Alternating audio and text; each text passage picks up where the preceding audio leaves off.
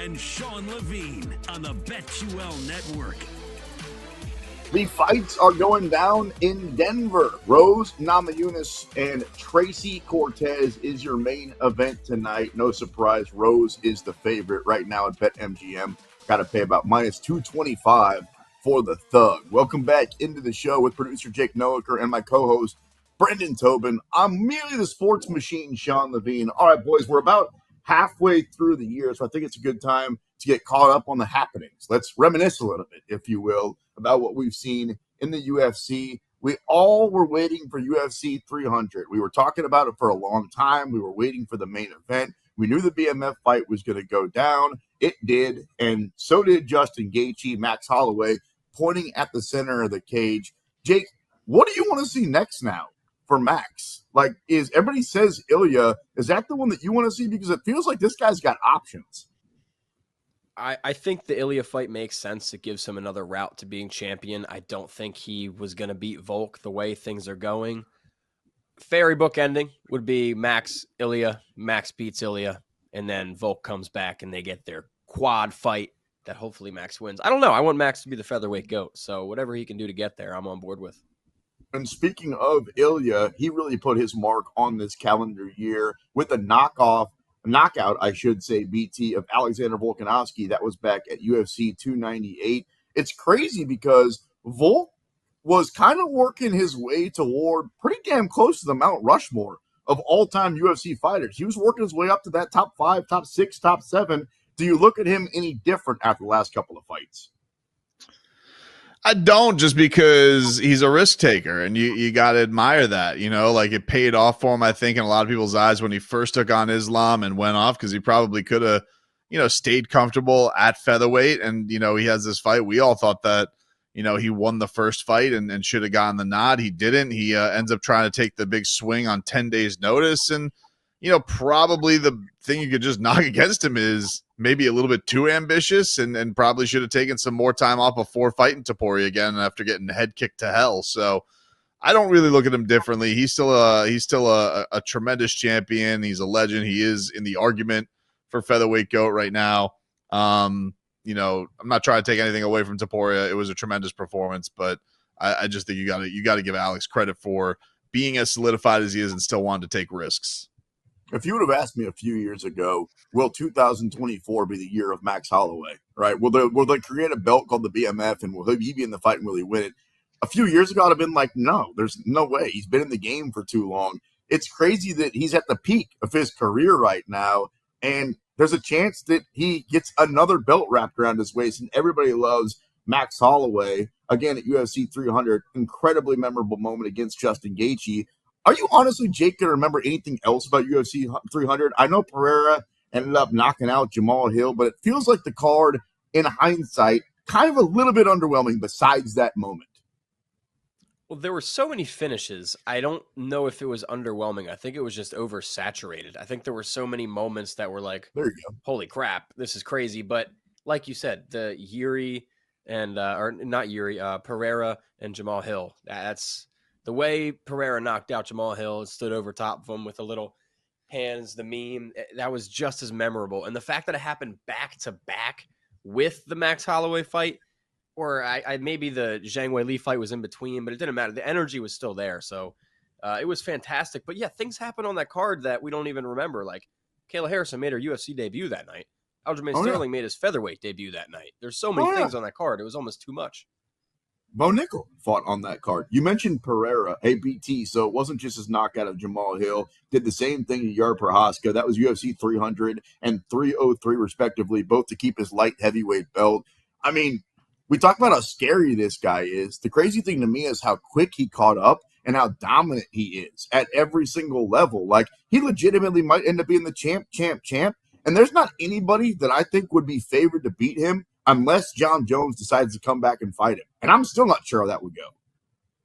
Yeah, and it's kind of like the last mystery we've never really gotten with John, right? Like, we've always been wanting to see John against that one punch, knock you dead guy.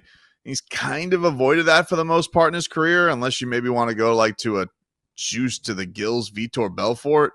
But we were always starving for that Anthony Rumble Johnson matchup, and it just never came to fruition. Rumble's title shots were always against DC. DC had a great matchup against him, and then so he had to go climb back up the ladder while John was off suspension. So there is definitely an element that intrigues me about the Pereira fight, because the interesting thing about Pereira is he's kind of like a two-trick pony. Like, he chops you down from below, and then he's going to try and hit you to hell with that left hook. Everybody knows what's coming. I mean, you look at, like, the run that Sean Strickland's been on ever since getting, memed by him. And, Sean's great defensively, and he couldn't avoid it. It's just, it's so incredible to see that he's doing this with, and I don't mean this as an insult, a pretty limited toolbox. But but those tools might as well be like a jackhammer and a blowtorch. That's how powerful they are. Well, he's got a bow and an arrow, Jake. If you had to pick anybody in the promotion, I gave you a free $1 million, not my money, it's BT, so do whatever you want with it, to beat Alex Pereira, who would you put that money on? You can't take John Jones, because I'm not sure that he's really the champion or he's going to fight again. I mean, seriously, I'm not sure that anybody can beat this guy right now. I mean, I'd say is he Khamzat maybe because of styles, but no, that's sure my he fights answer. Either? That's why I'm not going with Khamzat. He doesn't fight. So Adesanya, that's the guy. He's already done it before. There's so much history there. I'm not saying that's the fight to make. I don't think it's the fight to make right now, but I do think Adesanya is probably Pereira's biggest threat in terms of a matchup. I'm with you. How do you think the Izzy DDP fight goes down while we're talking about Stylebender? I can't. I mean, my whole head for years has been saying, oh, Adesanya is going to go in there and technically just piece him up and kickbox him up, but the output's never there, and DDP is in your face the whole fight. I don't think Izzy fights well that way. I have to go with DDP, don't I? I keep going back and forth on that one. I kind of want Izzy to win because we were just talking about him fighting Pereira. I don't care if they fought a couple of times in kickboxing, a couple of times inside the octagon. I'd like to see it again because, like I just said a minute ago, I don't think anybody can beat Pereira except for Israel Adesanya. So I'm cool with seeing the fight again. I'm also not sure that anybody can beat the pound-for-pound king, Islam Makhachev. He subbed Dustin Poirier at UFC 302. Memorable moment for that one, and kind of sad for Dustin because might have been his last shot at the belt. BT. Yeah, it probably was. I was thrilled that I got to see a chance to see Dustin's win in person against Benoit Saint Denis. That was really, really cool. It's great to see the ride that Dustin Poirier's career has been on, because he did kind of go from, a guy who really had to work it in with crazy fights to get to this much of a star, and the wins over Conor McGregor obviously helped, but that man got a hero's welcome in South Florida. I'd love to see one time for him to get, a fight headlining at like whatever arena they have in New Orleans. I think that'd be really a cool send-off for him, because he does sound like he wants to do it one more time. But I think the thing that was great about that fight against Islam was I think it showed just what a dog Islam Makhachev is, man. Like, the guy he's always going to be compared to Khabib, but I think the thing that's cool about him is, like, he's not really like Khabib. He's got a lot of different things to him, and he's had to dig down. I mean, he was maybe on his way to losing that fight, and he just comes with this crazy ankle pick out of nowhere, and I'm just very impressed by that guy's heart as a champion. So I think he could be beat, but I think that's part of what I like about him, is that, like, he's shown that ability to dig down, even if there are some vulnerabilities there that his predecessor did not have. Is it the Smoothie King Center down in New Orleans? I think it was at some point. Know. Anyway, I feel like Smoothie King, do they have the bucks to keep it for that long? It seems like a lot.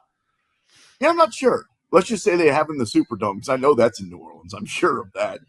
Jake, when it comes to Islam, right? We were just talking about who can beat Pereira, who can beat Islam, right? Like, that guy, same thing. It feels like he's so good. And to BT's point about the comparisons with Khabib, dude, he's getting there.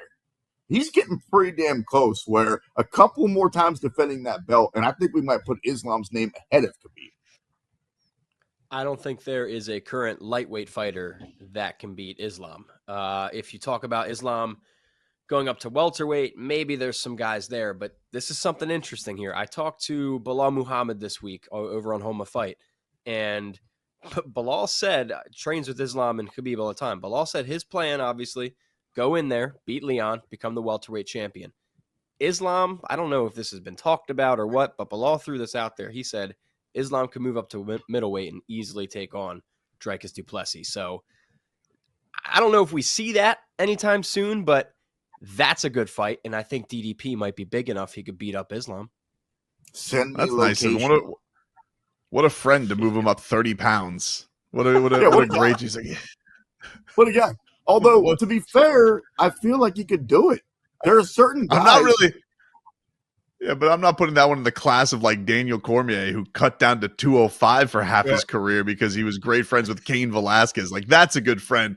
He goes, oh, man, I can be champ at 170. And I'll tell you what, he can go up 2 weight classes. Who needs welterweight? When I look at DC now and you talk about him cutting down to 205, that's crazy, bro. Honestly, I'm not like fat shaming anybody, even though I did call you the fat guy on the left earlier in the show, BT. Sorry about that. You're not. What do you think his walking weight is right now? Like, Daniel Cormier is huge. When he's seen DC in person, Joe Rogan and John Anik. Oh, Say what, Jake? He's beefy right now, dude. In person, he's just large. Like, not So even big. about being like fat. He's just very big, large man. Like, that guy's easy 285. He's pushing it. Oh, he is an absolute giant. You mentioned the name Bilal Muhammad there, Jake. He's got a fight coming up against Leon Edwards, Manchester 304. What's your early lean in that one? BT mentioned that Leon is a slight favorite earlier to one of our guests. That doesn't surprise me. I think he should be the slight favorite. There's no early lean. There's just all in on Bilal Muhammad underdog again. They never learn, man. We're like 7 underdogs on Bilal in a row. They did it again. Oh my God, all day Bilal Muhammad. I feel like sometimes when you're boys and you like catch up with these guys, you get a little bit too invested. Who'd you do it with when the guy got knocked? Was it Kyle Dawkins? When you were like so sad when he got knocked out because that was your guy? It wasn't That's Philly though. Maybe who Chris, was it? He's got I a don't sticker. know. I'm trying to think of who it was. You were like so sad. We were texting back and forth, and you were sending the crying emojis and all that. It might have been Chris Dawkins, but I think that's who. Yeah, sorry, my bad. Wrong Dawkins. Damn. It happens to the best of us. That's Jake. That's BT. I'm the Sports Machine. Going over the year in review in the UFC. So far, we're about halfway through. Zhang Weili still has the strawweight belt. Took out Yan Jiaonan. Again, I always talk about the women's side needing some superstars right now. It, to me, is Rose, who's fighting tonight. It's Zhang Weili, and it's kind of starving for some others on that side. Is that fair to say, BT? No, I think that's absolutely fair to say. I think that right now it's just in a bit of a holding pattern. They need it. I do think that, the Grasso-Shevchenko fight, when it goes down, will be a fun one. And then, whatever plays out of this, if we get a fun matchup out of this one, that could definitely add some juice to it for sure, especially if it's Rose going for another belt. That'll do something. Tatiana Suarez is ranked number 1 right now. That's gonna be an intriguing one whenever, that's able to happen. But she does, has just with her, it's always been a health thing, so she's dealing with some new injuries, but I think everybody's always thought she's got championship quality and could definitely be up there.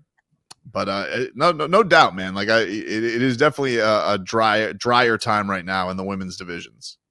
Rocky Pennington has a fight coming up also while we're talking about the ladies. Hey, ladies, against Mayra Bueno Silva. She had the fight against Mayra Bueno Silva earlier on in the year. That was a big one at UFC 301 to win that bantamweight belt. So Rocky kind of has that name. Alexa Grasso, Zhang Weili, Rose fights tonight. Jake, while I've got you in here, where's your money going tonight in the main event, the Rose versus Tracy fight tonight? I got Rose by knockout, TKO, or decision on BetMGM at like -170. I like those odds. I don't see Tracy winning tonight. I mean, there's a chance she gets her wrestling going, but even then, Rose is just so experienced. She's gone up against the best of the best. So I just can't see Tracy Cortez on short notice with clear weight struggles going into this one. She's going to be depleted. Rose trains in Denver all day, every day. Rose is going to get it done.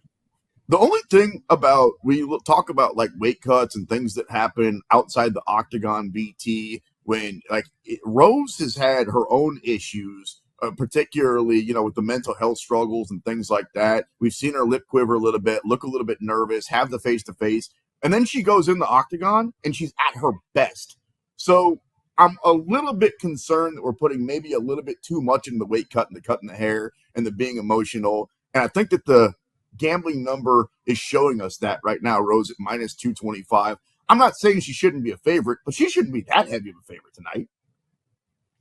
I think the thing that's just it's tough for Tracy just because this is her show out moment, right? Like whatever you want to say, even if it hasn't been impressive with finishes, like 11 straight wins is 11 straight wins. You know, you don't sneeze in it when it's a Leon Edwards. And so she has just found ways to grind these things out. But I mean, 2 extra rounds and elevation are very, very big factors, which is why I said, like, if she's going to do it, she's got to get on her horse early and put the gas to the pedal. And that's a dangerous game against somebody like Rose who can catch you with stuff. Let's talk boxing before we get out of here on the BetQL Network.